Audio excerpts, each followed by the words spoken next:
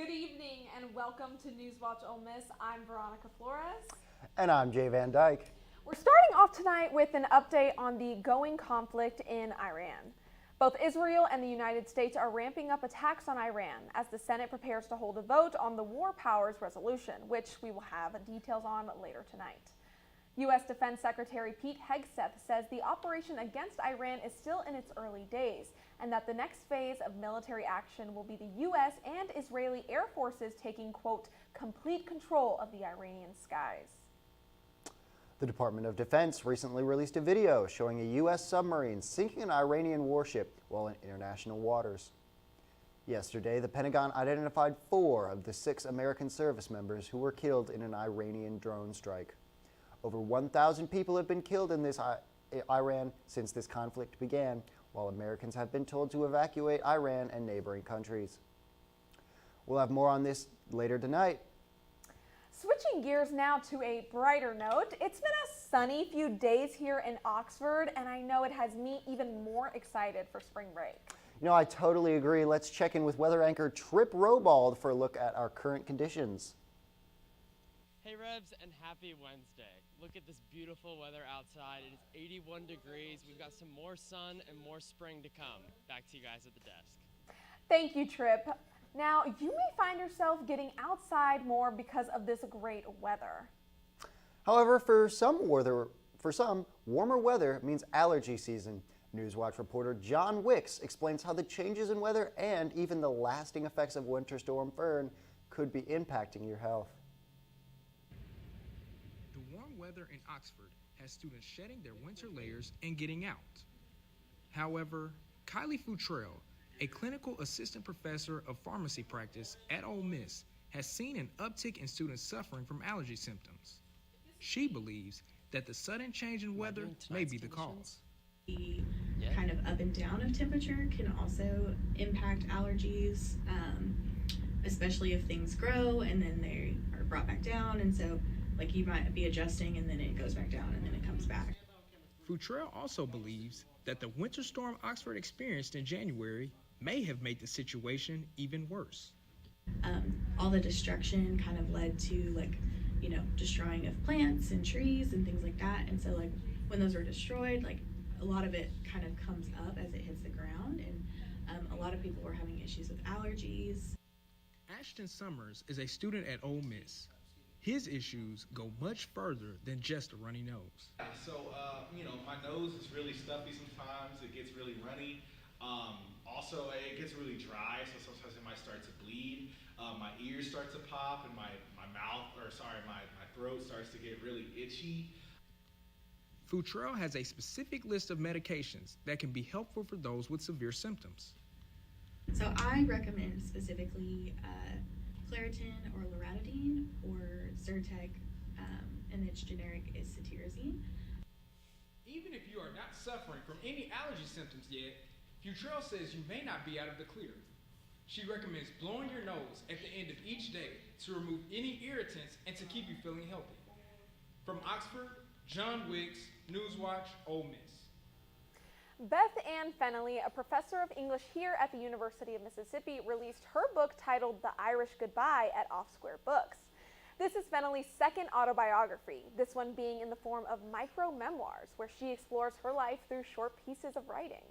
Fennelly said that writing in this style was a joy, and she loved being able to change the tone of each piece so you can feel every emotion. And if you've eaten at Bourrée on the square, I hope you weren't too attached to their menu. The beloved Oxford restaurant is making changes to the menu after the arrival of new head chef Tori McPhail. The new menu features dishes inspired by McPhail's previous executive chef position at New Orleans restaurant Commander's Palace. With this new Southern Louisiana influence, diners will see new additions to the menu, like barbecued shrimp and bananas Foster. Beyond menu changes, Chef McPhail says he's bringing his passion for the culinary arts that began when he was just a child right to our town. Last week in Lucky Day Residential College cafeteria, the university's African American Studies program and senior student Fatima Wansley hosted a Black History Month themed open mic night in collaboration with Lucky Day. This annual event showcased performances that range from poetry to rap music. nurturing a space for African American students to share their talents. Trayshawn Flood, the manager of the African American Studies program, says that they hope this event can lead to students forming connections and provide a creative outlet to students. And moving over to the Overby Center, NewsWatch reporter Fatih Ba has all the details on a Black Month event titled Free Speech, Freedom Songs, and the Music of Liberation. Let's take a look.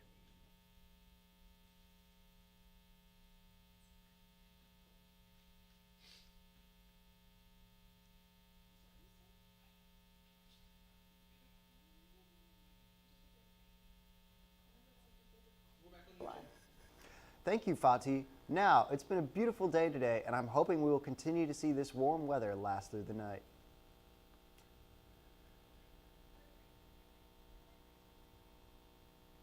Creating a legacy takes time, takes dedication, spirit, and a greater vision.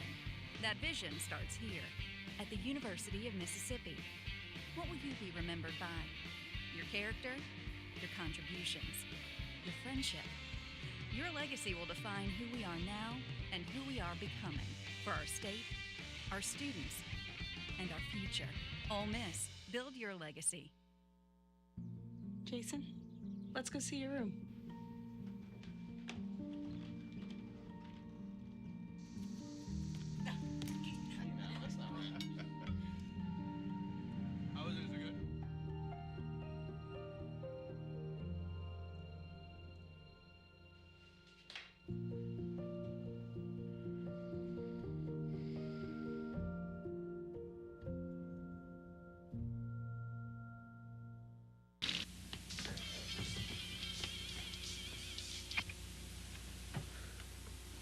It's yours? No, Your mother said she found it in your closet. I don't know. One of the guys must have... Must have what? Look, Dad, it's Where did you get it? Dad, Answer me. Who taught you how to do this stuff? You, all right? I learned it by watching you. Parents who use drugs have children who use drugs.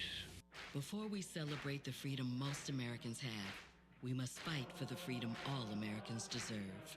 Because all lives can't matter until Black lives matter.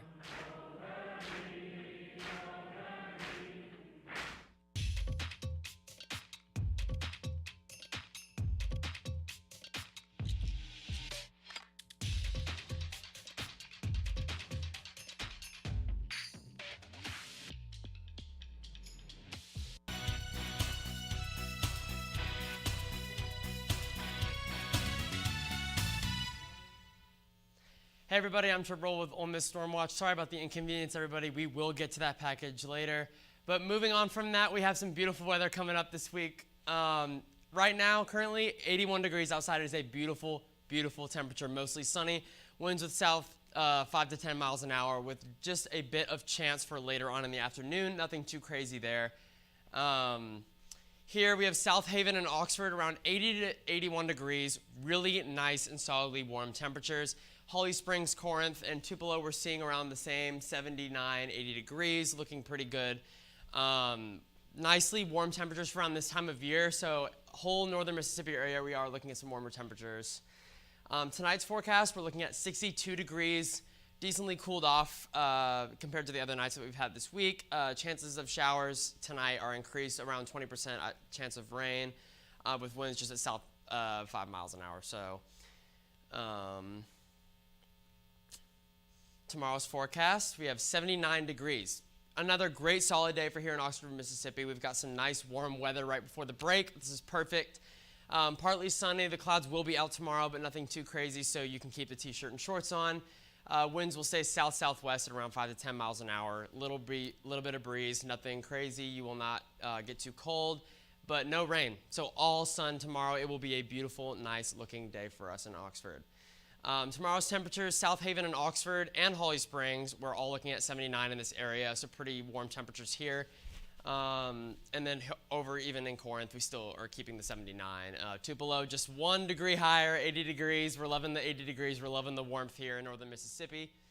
And then here are our Saturday spring break temperatures for the week. So Destin, we're staying in 73 this Saturday. I know all the freshmen, you guys are heading out to Destin. That would be very, very fun. Bahamas for all of our cruise people. Saturday, you'll see an 81. I know a lot of you guys are leaving on Friday, so if you will be there Saturday, you will be getting these nice warm temperatures.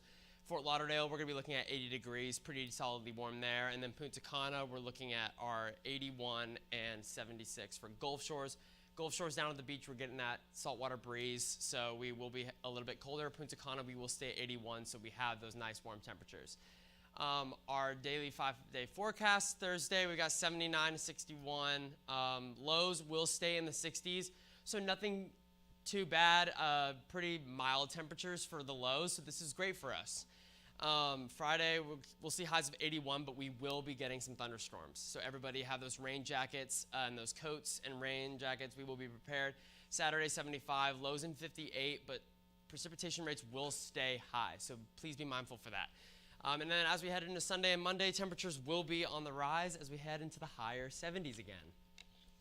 That's awesome. I'm super excited for the warmer weather, especially with spring break coming. Kind of sucks about the rain coming up, though. That's no fun. I know.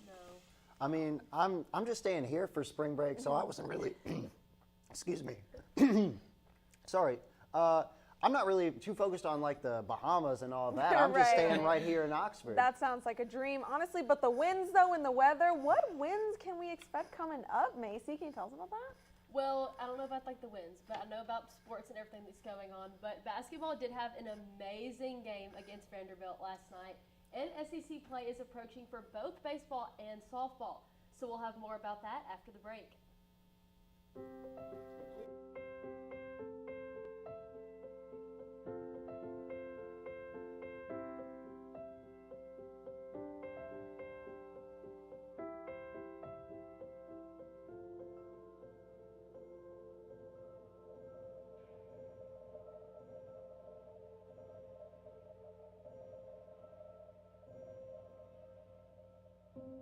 We're here when you're ready.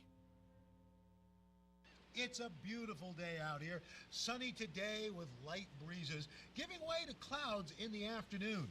We could see some light precipitation to moderate precipitation later on, followed by powerful storm-like conditions.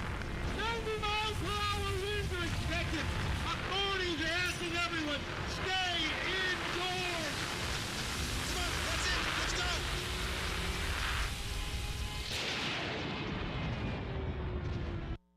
Disaster tips from the objects left behind. My home wasn't insured, but you can check your insurance policy now to make sure you're covered. Oh.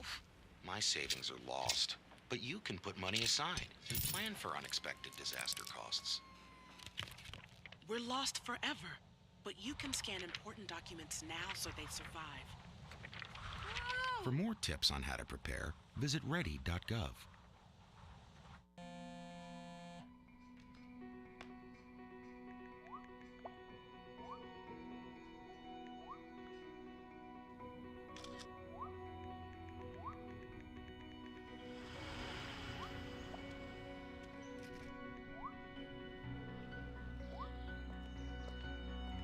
Two flashes. Feel like you get taller every time I see you. Congratulations, Brandon. Thank you.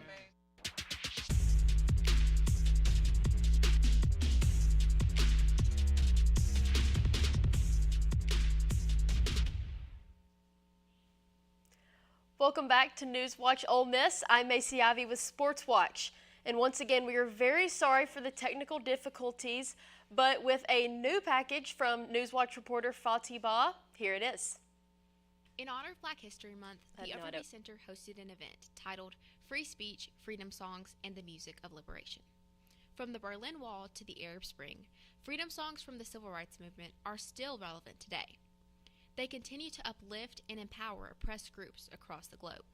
Dr. Darden and Billy Johnson's gospel group are among many working to preserve these songs and ensure their history lives on for years to come. The people who are in the minority, the people who are being oppressed, need to have something that brings them together. And as we know from history, nothing does that better than music.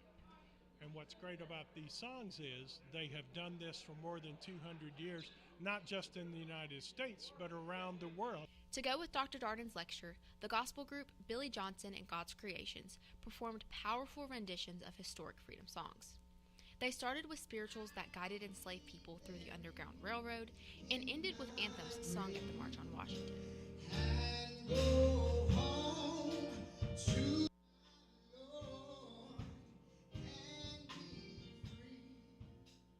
Just as these songs once strengthened the civil rights movement, they also created a sense of unity inside the auditorium.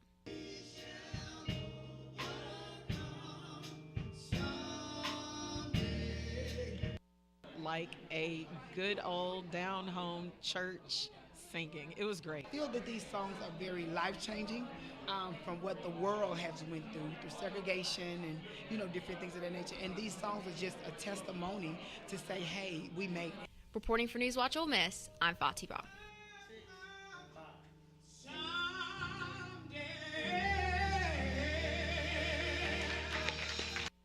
Well, bringing it back to sports, Ole Miss had an overtime thriller against number 22 Vanderbilt last night. Sports reporter Caitlin Salas was at the Pavilion to catch all the action. Tonight's game against Vanderbilt on a high after their 10-game losing streak ended due to beating Auburn this past Saturday. Although Vanderbilt beat Ole Miss by 3 points in January, leading them to last night's game, with Ole Miss again losing by 3 points, 89-86, this time in overtime. Thank you. But tonight, 17 turnovers against an NCAA tournament team, that's ultimately what cost us the game. So no excuses. Last night's game not only was a back-and-forth match, but one that caught the eye of the viewers, with many transitions and turnovers. We had 17 turnovers tonight. We're one of the best teams in the country through a season that's had a lot of storms. Although another tough loss for the Rebels, standouts included Patton Pinkins with 16 points, Corey Chest with 11 rebounds, and Ilias Kamerdine with another season high. The one thing you can say is we're pretty good about protecting the ball. I don't know what the exact number is right now, but we seem to be around 10 a game. We've played a lot of games this year with under 6 or 7. And so really the difference in the game, just like I just told the players in the locker room, you got to control what you can control. The Rebels close out the season against South Carolina at the SJB Pavilion this Saturday at 12 p.m. Make sure to keep tuning in live at 5 to hear all your latest sports news. Here at the Pavilion, I'm Caitlin Salas, and you're watching NewsWatch Ole Miss. Last night, Ole Miss baseball earned a midweek win against the Memphis Tigers. Owen Kelly took his third start on the mound, throwing 4 innings while striking out 5 batters and only allowing 1 run. The Tigers scored a run in the first, but Judd Utermark answered with his first home run of the night, putting the score at 2-1. In the bottom of the third, Topher Jones tallied his first home run of the season, increasing the lead to 5-1. Fast forward to the 6th inning, Utermark hit another home run, sealing the game with a final score of 7-1. That homer puts Utermark at 8th all-time for career home runs at Ole Miss. The Rebels will be back in Swayze tonight as they take on the University of North Alabama at 6:30. Keeping things on the diamond, Ole Miss softball defeated UT Martin not once but twice in Tuesday's doubleheader. In the first game, the Rebels immediately got off to a hot start, scoring 7 runs in the first inning. Taylor Roman loaded the bases with a walk, and a ground out by Grace Thompson put the score up 5-0. Fast forward to the 5th inning, the Skyhawks extended the game with 3 runs, but a 2-run double by the Lady Rebs would trigger the mercy rule and finish the game 12-4. In the second game, the Rebs once again opened the first inning with 6 runs. The score is 10-0 in the third inning with a double by Leilona Applin and an RBI by Percy Yamas. Lily Witten carried a perfect game in the 4th inning and shut out the Skyhawks in the 5th with a final score of 10-0. The Lady Rebels will start SEC play this coming weekend at home with the series against number 4 Alabama. And track and field has earned 9 entries to the NCAA Indoor Championships. 7 athletes will be represented, with some competing twice. The meet will be held at the University of Arkansas March 13th and the 14th. Tariq Robinson O'Hagan is a 3-time NCAA champion who will be participating in shot put and weight throw. SEC title holder Alicia Burnett will be competing in the women's 60-meter dash. Be sure to tune in to support the Rebs. ESPN Plus will stream the championships starting at noon on Friday and 12:30 on Saturday. That's all I have for sports. Back to y'all at the desk. Thank you, Macy. Coming up next, we have the latest on all things national news. NewsWatch Ole Miss. We'll be right back. Trash, Mississippi. Because picking up litter costs us time and money. MDOT spends $3.2 million a year picking up litter. That's money that could be used to maintain roads and bridges, patch potholes, and focus on improving Mississippi's infrastructure. Please help us help you. We can't do it without you. Don't trash Mississippi. Don't trash Mississippi.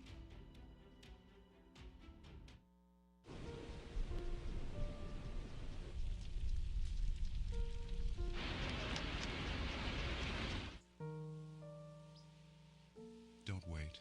Communicate. Make your emergency plan today. Hi. Can I get the Now Bar, please? no problem. $1. Have a good one. Got it. Hi, can I get a Now Bar, please? Uh-huh. $1. Thanks. Hey, what's going on? Hey. Hey, let me get a Now Bar. Sure. $1.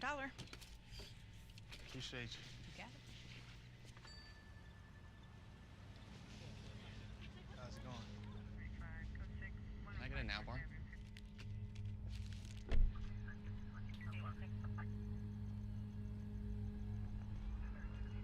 Stop right there! Get down on the ground! Out of your spot right, get down! Over your head!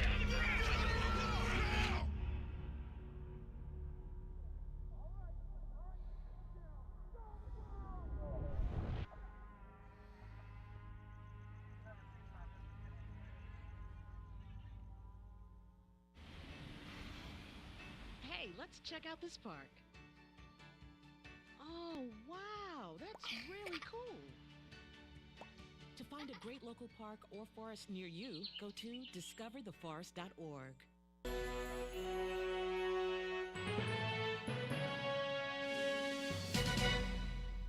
Welcome back to NewsWatch Ole Miss. Artificial intelligence is becoming a common tool for college students, and while many use it to better understand class material, others say it raises questions about how students are learning. NewsWatch reporter Josie Godwin takes a look at how AI is changing the classroom.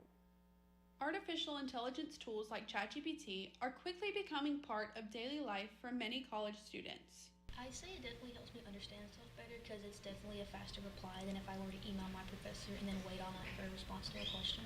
So it definitely helps me understand things better. Some students use AI as a study tool. Professor Amy Shoemaker hosts TED Talks about artificial intelligence. She says there's a growing concern about how it is being used. I think that a lot of students are outsourcing some of their learning, and so I have seen it being used very helpfully where students use it to answer general questions or to get a more in-depth understanding of a topic, but I've also seen the copy and pasting. Many believe the focus should shift from avoiding the technology to learning how to use it responsibly. I think that necessitates the need to teach ethical use, teach proper usage, because you can't get away from it, so we got to teach how to use it well or it's going to be misused. Students and professors agree that AI isn't going anywhere. The challenge moving forward will be learning how to use it responsibly while still maintaining the academic standards that Ole Miss is known for. I'm Josie Godwin, NewsWatch Ole Miss. Following the United States and Israel's operation against Iran and the retaliatory attacks against countries across the Middle East, Americans are being warned to leave the region. The U.S. closed embassies in 3 countries and reduced the diplomatic staff. The State Department ordered non-essential personnel and their families to leave 6 countries: Bahrain, Iraq, Jordan, Kuwait, Qatar, and the United Arab Emirates. And for those still in the countries, they have been instructed to remain in shelters. Yesterday, the administration said it was evaluating options such as using military aircrafts and charter flights to relocate U.S. citizens in the Middle East who wish to leave. Let's hand it over to Jay on set for more national news. The War Powers Resolution has just been voted down in Congress. The proposed legislation would have allowed lawmakers to make congressional approval mandatory before the president could order any further military action in the Iran conflict. This resolution was just voted down by Republican senators. It failed 47 to 53, and only 2 senators voted outside of party lines.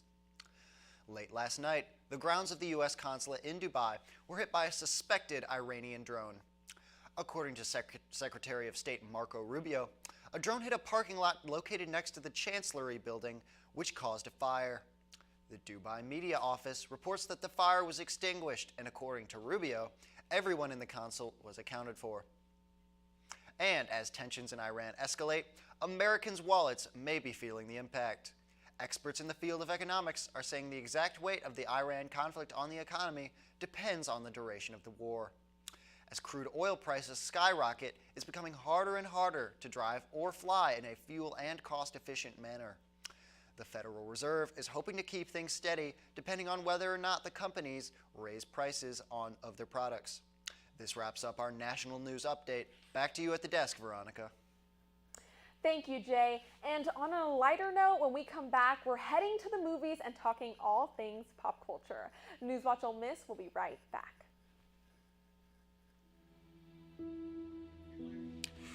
Whew.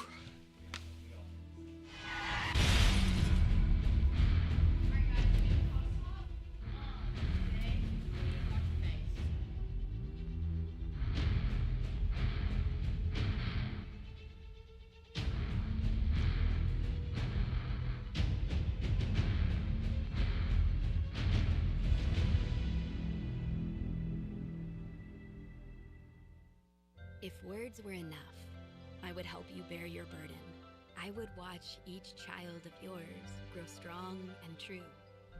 Teach them to read and to write and to sing, so that their voices be forgotten nevermore.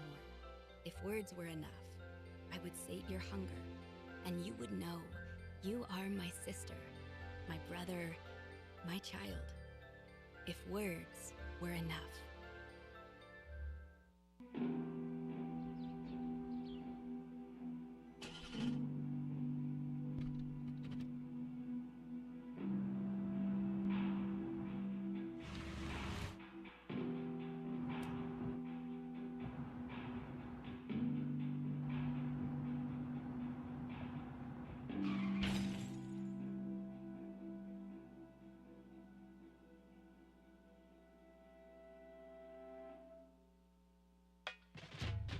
We are Ole Miss Rebels. As Mississippi's flagship university, we dig deeper, see farther, work harder. We pioneered human organ transplants. We helped prove Einstein's theory of gravitational waves. We are distinguished as a Carnegie R1 top 2.5% research institution. We are Ole Miss, transforming lives and the world.